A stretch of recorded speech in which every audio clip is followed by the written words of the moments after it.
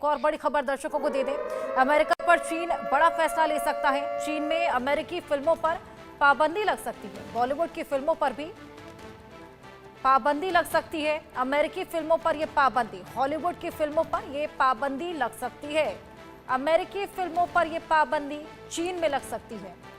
ये बेहद बड़ा फैसला चीन द्वारा लिया गया, यानी कि न केवल टैरिफ वॉर, लेकिन यहां पर अलग तरीके का वॉर भी अब छिड़ गया है। चीन में अमेरिकी फिल्में बैन हो सकती हैं।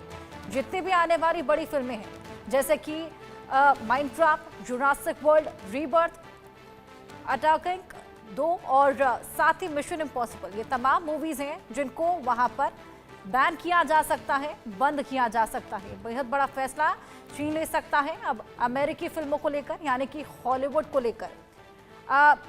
अली शाह जी, आपके पास में आना चाहूंगी। जिस तरीके से हम देख रहे हैं, टैरिफ वॉर तो छिड़ा ही हुआ है, लेकिन अब फिल्मों तक पहुंच गया है वॉर। रिटेलिएशन की बात हम कर ही रहे थे, यहां पर हॉलीवुड मूवीज को बैन करने की बात चल रही है। वहीं अमेरिका ने भी टिकटॉक को बैन करने की बात कही है।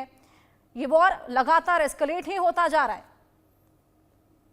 बिल्कुल जी, बिल्कुल एकदम टिट फॉर टैट इसको कहेंगे एक तरीके से कि भाई ऐसा हुआ। जो पहले के जो युद्ध होते थे कि गोलीबारी सैनिक करते थे। सन त्जू एक चाइनीज फिलोसफर हैं, वो राइटर भी हैं। उन्होंने, जैसे कि हमारी चाणक्य रीति है, वैसे सन त्जू ने चाइनीज फिलोसफर हैं, उन्होंने बोला है कि एक जनरल साहब का जो की काबिलियत होती है, यानी कि युद्ध को बिना लड़े ही आप जीत लें। चीन यही तो करता है। अब देखिए टैरिफ वॉर शुरू हो गई है। इसे हमने सुना भी था, हमने तस्वीर में भी सोचा नहीं था कि टैरिफ वॉर नाम की कोई चीज भी होगी। साइकोलॉजिकल वॉरफेयर, इंफॉर्मेशन वॉरफेयर, अलग अलग तरह के वॉरफेयर आ गए हैं। तो अब ये टैरिफ वॉरफेयर आ गया है। तो देखिए अमेरिका और चीन दोनों आपस में लॉगरहेड्स पे हैं, और चीन ने बोला है कि ये इंटिमिडेट कर रहा है, हमको डरा रहा है, हम धमका रहा है, ब्लैकमेल कर रहा है, आर्म ट्विस्ट कर रहा है, हम नहीं होंगे, हम वापस जवाबी कार्रवाई करेंगे। और चीन कर रहा है वो जवाबी कार्रवाई। बाकी मुल्कों के पास दमखम ना हो तो बाकी मुल्कों के पास क्या हो? अगर पहले था ना कि जिसकी बिल्कुल लाठी अली शाह उसकी जी, भैंस। लगातार ये एस्केलेशन यहाँ पर देखने को मिल रहा है। अश्विनी जी, आपके पास में आऊंगी, क्या लगता है ये वॉर अब किस तरीके से सॉल्व होगा? नहीं, वॉर तो ऐसा है, देखो कि इसका एंड तो होगा। जैसे मैंने पहले भी कहा कि भाई अमेरिका इस समय चाहता है कि जो भी धंधा हो, जो भी आप ट्रेड करें, वो मेरे टर्म्स पर हो।